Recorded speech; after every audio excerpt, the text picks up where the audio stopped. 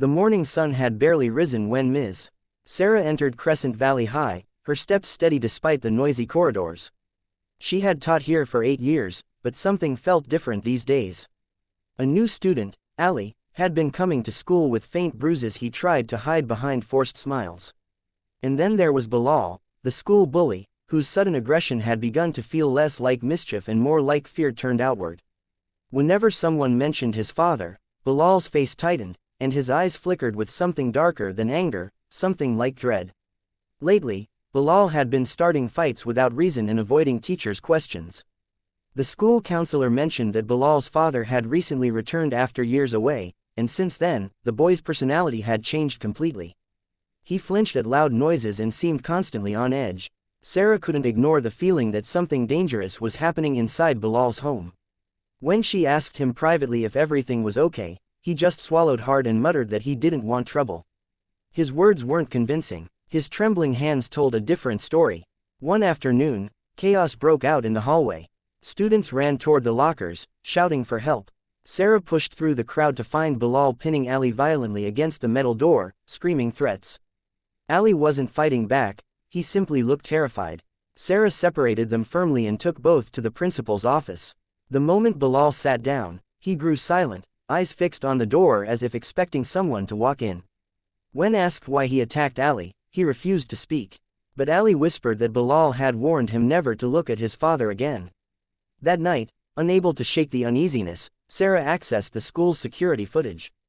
Around noon that day, a tall man wearing a cap had appeared near the gate, pacing impatiently and ducking away from the cameras. When she zoomed in on his face, his eyes were cold, hollow, and threatening. Something about him made her stomach twist. He didn't look like a frustrated parent, he looked like someone hiding from the world. Someone who had done terrible things. Sarah replayed the clip again and again, convinced she had seen him somewhere before, though she couldn't remember where. The next morning, Bilal arrived with his father. The moment the man stepped inside, the air grew heavy. He towered over everyone, his presence unsettling. When Sarah approached to discuss Bilal's behavior, the man snapped, "Stay away from things you don't understand." His voice was sharp, dangerous. Even the principal hesitated, but Sarah held her ground. Teachers were supposed to protect children, including those who acted like bullies. She couldn't ignore the fear in Bilal's eyes every time he glanced at his father. Something terrible was wrapped inside that family, and it was beginning to spill into the school. Later that day, Ali came to Sarah trembling, asking if they could talk where no one would hear. He revealed he had seen Bilal's father late at night, hiding behind parked cars in his street. Ali had overheard him on the phone saying things like, "Unfinished business," and, "Leaving before they find me." Ali begged her not to tell anyone. Sarah gently promised she wouldn't expose him, but inside, she felt a sense of urgency sharpen. This was no longer a school issue. This was criminal, dangerous, and it was closing in on her students. Sarah immediately contacted her old friend Inspector Hamid, someone she trusted. She shared the footage and Ali's statements. As she described the man, Hamid's tone changed. He asked her to repeat every detail slowly. When she finished, he told her not to confront the man under any circumstances.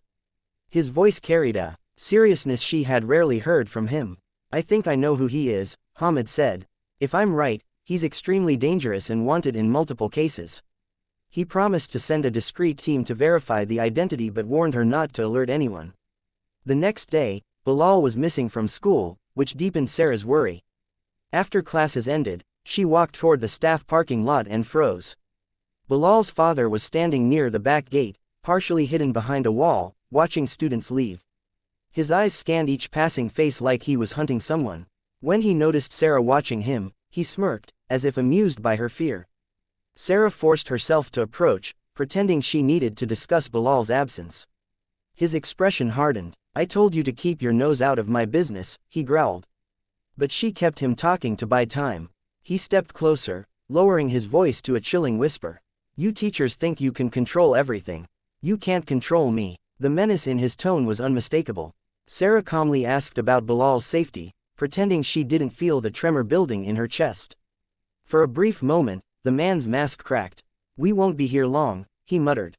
Too many eyes watching. The words confirmed everything. He was preparing to run. He was hiding from the police. And Bilal was trapped with him. Sarah desperately hoped Hamid's team would arrive soon. Suddenly, Bilal appeared behind his father, his face pale and eyes red. "Please, Dad, stop," he whispered. The man's expression darkened as he grabbed his son's arm harshly. "Didn't I tell you not to speak to anyone?" he snapped. Bilal flinched. Sarah suddenly realized Bilal wasn't a bully by nature, he was mirroring the violence he saw daily. The man turned to Sarah and said, "This conversation is over."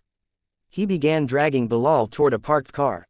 Sarah's instinct screamed that if she let them leave now, she might never see Bilal again, and he might not survive. Sarah stepped in front of them, blocking the path. The man's face twisted with rage. "Move," he warned, but she didn't. Her voice steadied as she said, "You don't get to treat him like this." For a moment, her bravery stunned even him. Then he reached inside his jacket, and Sarah froze, fearing the worst. But before he could pull anything out, police sirens filled the air.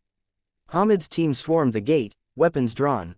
The man cursed and attempted to flee, pulling Bilal with him, but officers surrounded him before he could take a single step. Hamid approached, confirming the man's identity, a wanted killer who had been evading arrest for years, suspected in multiple murders and known for changing cities frequently. When they handcuffed him, Bilal didn't resist, he simply collapsed into Sarah's arms, sobbing. He wasn't crying because his father was arrested, he was crying because he was finally free. Students and teachers watched from a distance, stunned by how close danger had been. Sarah held Bilal gently, telling him it wasn't his fault. The cycle of violence he lived in had shaped his actions, but now he had a chance to start over. In the weeks that followed, Bilal began therapy and was placed under the care of relatives who truly wanted to help him. His aggressive behavior slowly faded. He apologized to Ali in front of the entire class, tears in his eyes. Ali forgave him without hesitation.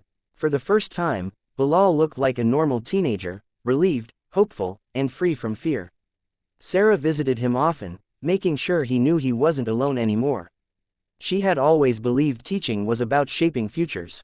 That day, she realized sometimes it was also about saving lives.